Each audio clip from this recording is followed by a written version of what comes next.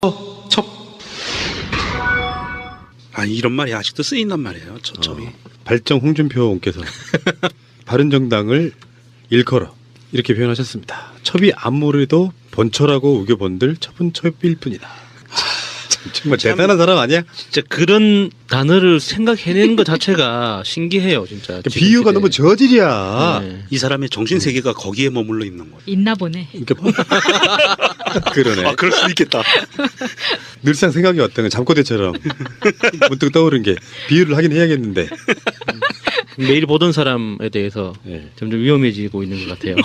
그래서 이혜원이 모 인터뷰에서 한 말이 있습니다. 마차님. 제1야당의 의석을 107석이나 가진 당의 대표가 할 수 있는 말이 아니라고 보고요. 지금이 어느 시대인데 첫 발언이 나오겠습니까? 이건 정말 시대착오적이고 전근대적이고 삐뚤어진 여성관을 보여주는 겁니다. 그분이 자서전에서 돼지 발정제 사건을 일으켰을 때 그때 보여준 잘못된 여성관, 그걸 지금도 그대로 보여주는 분 아니겠습니까? 입에 담을 수도 없는 이런 발언을 하시는 분 정말 정치권에서 사라졌으면 좋겠습니다. 말씀 이렇게 하셨지만 속마음은 꺼져 이 새끼야. 그렇죠. 말이 좋아 여성관이지. 요거는 정신머리예요. 여성관이 없어. 예. 그러니까 이건 정신머리가 없는 거지. 여성관하고 아무 상관이 없는 것 같아요. 이거는. 박근혜 속해 있는 정당 새누리당을 국민들의 준엄한 명령에서 탈당해 나간 사람들이에요. 그것을 첩이라고 부르는 것도 저는 온당치 않고요. 적폐가 똘똘 뭉쳐 있는 정당이 처와 첩으로 비교를 하면서 이렇게 표현하는 것 자체는 일단 잘못됐습니다. 예, 아니 우리는 하물며 박근혜한테도 이런 단어를 안 썼거든요. 진짜 박근혜한테도 그러네. 안 썼어요, 우리 이런 예, 단어를. 작은 엄마라고 했나요 그때는? 뭐라고 했지? 최태민의 예. 예, 근데 이 홍준표 이 사람은 정말 나쁜 거고요. 그리고 우리 이 이야기를 듣는 홍길동은 얼마나 마음이 아프겠어요. 길동이가 갑자기 왜? 홍길동 엄마가 본처가 아니었잖아요. 아, 작은 그래서 엄마였지. 아버지를 아버지라 부르지 못하는 그런 안타까움이 있는 그런 사람이었잖아요. 누구처럼. 속담에요. 씨앗을 보면 부처도 돌아왔는다 이런 말 있어요. 네? 씨앗. 그게 뭐예요? 처음 들어봤죠? 네. 씨앗이 아니고 씨앗이야. 씨앗.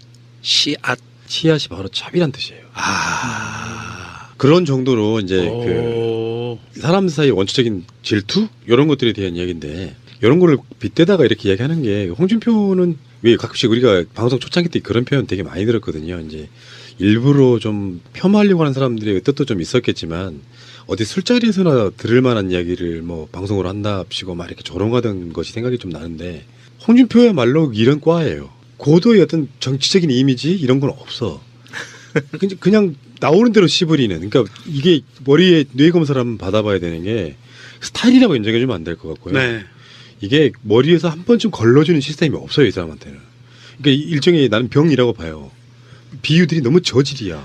그러니까 혁신위원장하고 지금 홍준표 당대표하고 둘이 하는 걸 보면 각자가 다른 당 사람 같아요.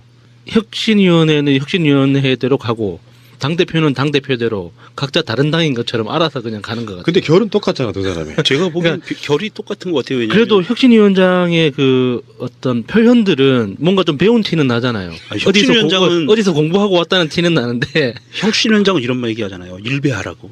아 그럴 수 있죠. 자기한테 필요하면은. 아, 그런 거예요? 예. 그러니까 그거는 우리가 일베에 대해서 갖고 있는 나쁜 이미지 중에 뭐 여성분들을 반인륜적인. 강간하다 뭐 네. 이런 식으로 하는 거지만 일베는 또 이제 우리나라에 이제 거의 안 남아 있는 그들만의 성지라고 생각해 보면은 그런 관점으로 이야기를 했겠죠. 근데 일베가 갖고 있는 사회적인 부정적 이미지들을 놓고 공당의 혁신위원장이 일베라고 말하는 건 홍준표나 똑같은 새끼 이 새끼도. 씨. 어떻게 그 똥은 똥끼리 모인다고. 잘 모이네요, 걔네들 보면. 그래서 뭐 그 혁신 선언문이라는 걸 발표를 했거든요. 지금 신보수주의를 내세운 혁신 선언문이라는 걸 발표했는데 그거 보고 하태경이 그랬잖아요. 일베당이 신보수면 파리가 세다. 오, 파리가 세다. 그러니까 지금 뭐 우리가 그 뉴라이트 이야기를 하는 것처럼 또 다른 개념의 뉴라이트를 포방한 거예요. 신보수 이렇게 해가지고. 근데 거기에서 보면은 이런 얘기가 나옵니다. 혁신위는 자유한국당 신보수주의의 가치의 깃발을 높이 든다. 신보수주의 이념에 기초한 혁신을 통해 가치 중심의 정당으로 환골탈퇴해야 한다. 신보수주의의 방향으로는 긍정적인 역사관, 대의제 민주주의, 서민 중심 경제, 글로벌 대한민국 등 네 가지를 들었다. 말은 그럴듯합니다. 근데 결정적으로 지금 이런 비판이 나오고 있어요.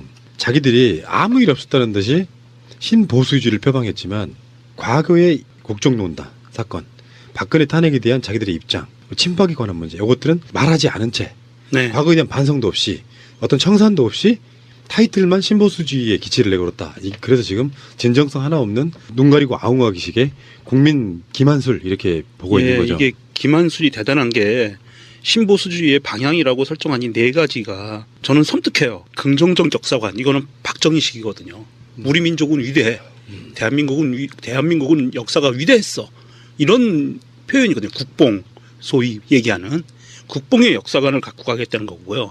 대의제 민주주의 촛불 집회 그 수많은 사람들이 나와서 정치적인 목소리를 내는 것이 두려운 거예요. 그런 것을 원천적으로 차단하는 그러니까 이 사람들의 속뜻을 유추해 본 겁니다.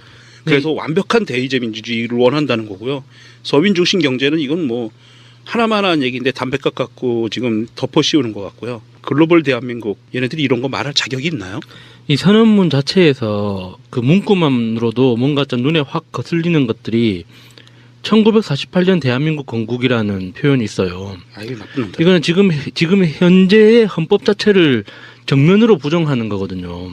이 공당이 이런 표현을 공식 문서에 언급한다는 것 자체가 정말 개념이 없는 짓인 거고, 그리고 네 가지 가치 중에 대의제 민주주의를 확실하게 실현한다는 문장 안에 광장 민주주의와 같은 직접 민주주의의 위험을 막을 필요가 있다는 그렇죠. 표현이 나와요. 예, 그게 제일 무서운 거죠. 그러니까 이게 자신들이 어떤 걸 두려워하는지도 이제 다 드러나 있는 건데, 역사관부터 지금 현재 정치 철학의 문제 이런 것들을 일관성이 없는 거죠.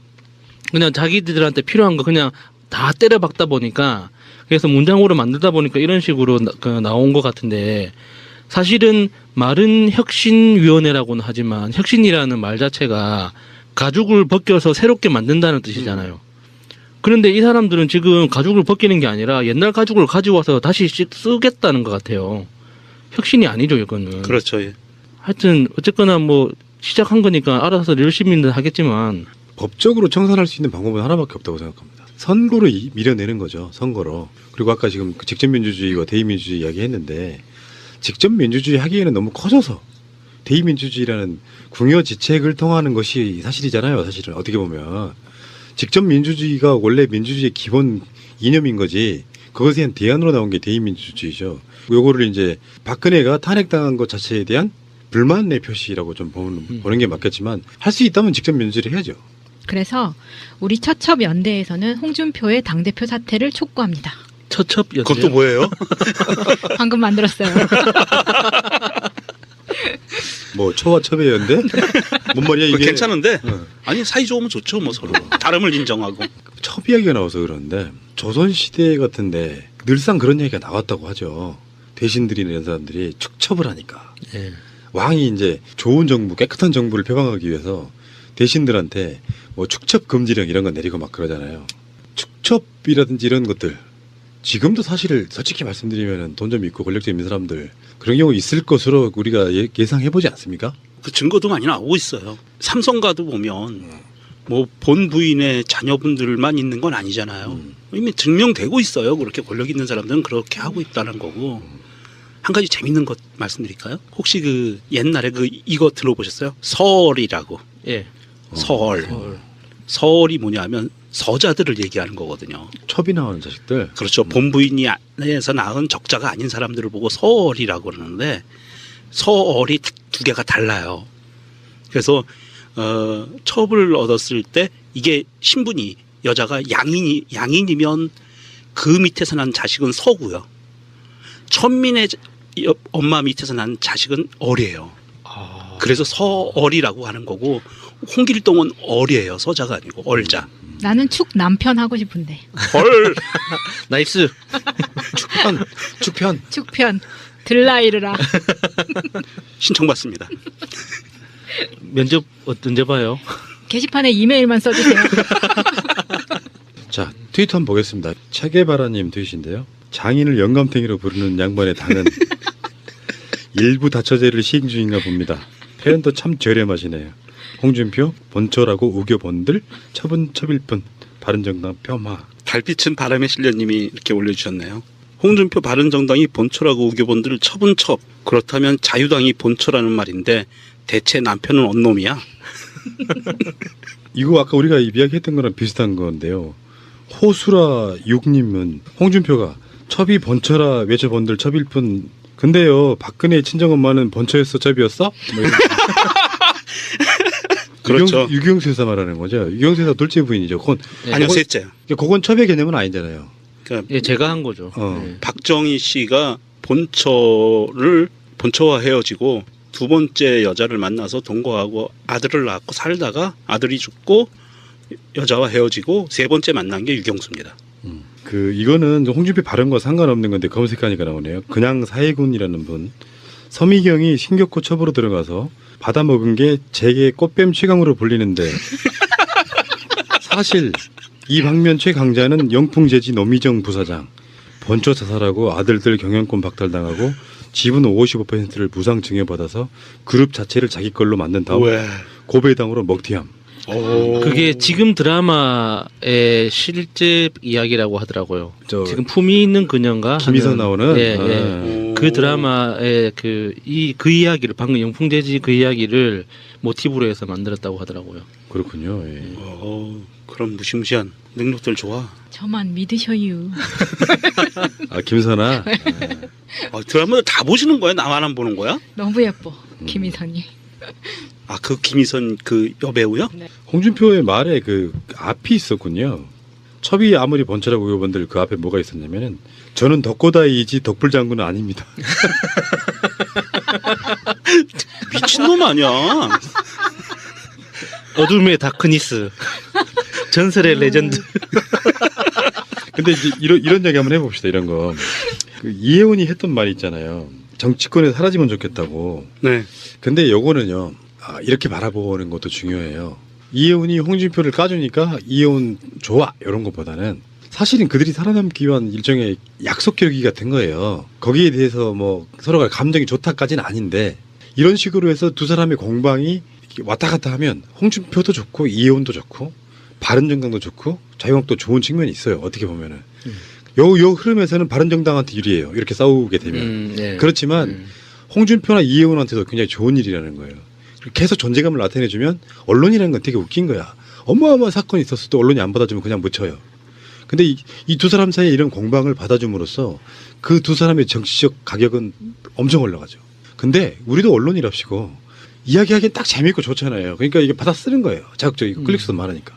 저는 그 이혜원 의원이 그 홍준표 같은 그 여혐 의식을 가진 사람들이 정치권에서 사라졌으면 좋겠다는 이 인터뷰 기사를 봤는데 저는 그 홍준표에 관련된 것보다 이혜원 의원이 그 인터뷰에서 부동산 정책에 대해서 하는 맞아요, 그게 맞아요. 더 눈에 걸렸어요. 그러니까 공급 부족이 지금 부동산 문제의 가장 근본 원인이라고 이렇게 굉장히 강조하는 인터뷰였거든요. 아이고. 그러니까 그 인터뷰 말미에 홍준표 이야기가 나온 거예요. 그래서 사실 비중을 따지자면 이혜원 의원의 그 부동산 정책에 대한 잘못된 해석이 훨씬 더 심각한 거죠. 그러니까 이게 지금 우리나라 부동산 시장 문제의 해법을 공급이 부족하기 때문에 더 지어야 한다라는 식으로 몰고 가야 한다는 게 바른정당의 기본 입장이라는 뜻이잖아요. 이명박식 마인드. 예, 네, 예. 그렇죠. 근데 그게 붙이잖아요. 타이틀을. 예. 우리는 타이틀만 보는 경우가 많으니까. 예. 알겠습니다. 처와 첩 이런 얘기였고요. 있잖아요. 일배당이 신보수면 파리가 세다. 오, 파리가 세다. 그러니까 지금 뭐 우리가 그 뉴라이트 이야기를 하는 것처럼 또 다른 개념의 뉴라이트를 포방한 거예요. 신보수 이렇게 해가지고. 근데 거기에서 보면은 이런 얘기가 나옵니다. 혁신위는 자유한국당 신보수주의의 가치의 깃발을 높이 든다. 신보수주의 이념에 기초한 혁신을 통해 가치 중심의 정당으로 환골탈퇴해야 한다. 신보수주의의 방향으로는 긍정적인 역사관, 대의제 민주주의, 서민 중심 경제, 글로벌 대한민국 등 4가지를 들었다. 말은 그럴듯합니다. 근데 결정적으로 지금 이런 비판이 나오고 있어요. 자기들이 아무 일 없었다는 듯이 신보수주의를 표방했지만 과거의 국정농단 사건, 박근혜 탄핵에 대한 자기들의 입장, 친박에 관한 문제 이것들은 말하지 않은 채 네. 과거에 대한 반성도 없이 어떤 청산도 없이 타이틀만 신보수주의에 기치를 내걸었다. 그래서 지금 진정성 하나 없는 눈 가리고 아웅하기식의 국민 김한술 이렇게 보고 있는 거죠. 이게 김한술이 대단한 게 신보수주의의 이런 말이 아직도 쓰인단 말이에요. 첩이. 발정 홍준표 의원께서 바른정당을 일컬어 이렇게 표현하셨습니다. 첩이 아무래도 번처라고 우겨본들 첩은 첩일 뿐이다.